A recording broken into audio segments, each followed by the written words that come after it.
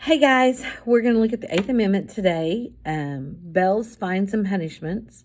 Excessive bells shall not be required, nor excessive fines imposed, nor cruel or unusual punishments inflicted. So, what does that mean to a kid? Well, let's take a look at this. One of the things that they were worried about was cruel and unusual punishment being inflicted. When you're dealing with a king that thinks that they're always right and they do no wrong, they can have temper tantrums. And if you are a subject of the king, which means you live in the country that they're the king of, you're their subject. I know it stinks, but it's true. So,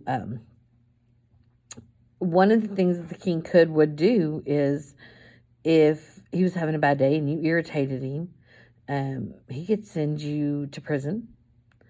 And they didn't have to have a specific court date set. They could just let you rot in prison. One of the things they could send you to prison for was debt. If you owed people, they could send you to prison for debt, and your family would have to pay the debt for you to get out of jail. But if they can't pay the debt with you out working, how they're going to pay it with you in jail, I have no idea. The king could have a bad day and have your head chopped off, send you to the guillotine, and take your head and shove it on the spike at London Bridge. I know, crazy, gross, true. But the fines and bells, what that's talking about is if I get sent to jail, and one of the things that I get sent to jail for, I'm trying to cut out some of the blue on my glasses, guys. But if I get sent to jail, and one of the things that I get sent to jail for is, let's say I went rogue wild and I stole a candy bar. And so they cannot send me to jail for 6 months for stealing a candy bar. They can't charge me $100 to get out of jail for stealing a candy bar.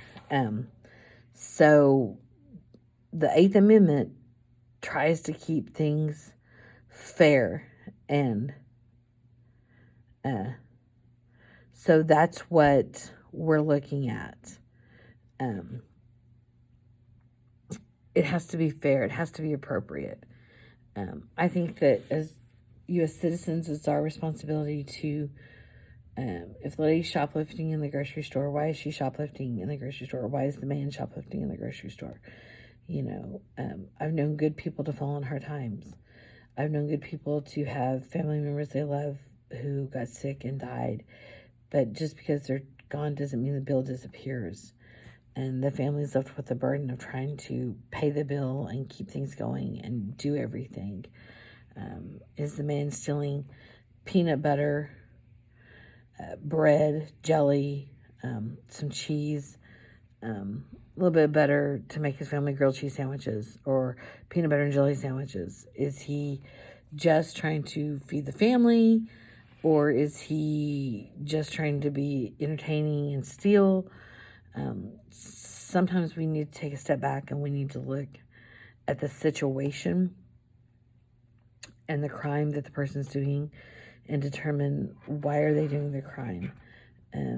Are they doing it out of love? Are they doing it out of desperation? Are they doing it out of spite? And don't get me wrong, stealing is wrong. And I'm not saying that it's not wrong.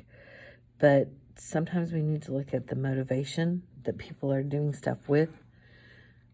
And when they're doing it with a heart of love, maybe we need to, instead of adding to their stress, see what we can do to come alongside and alleviate some of the stress.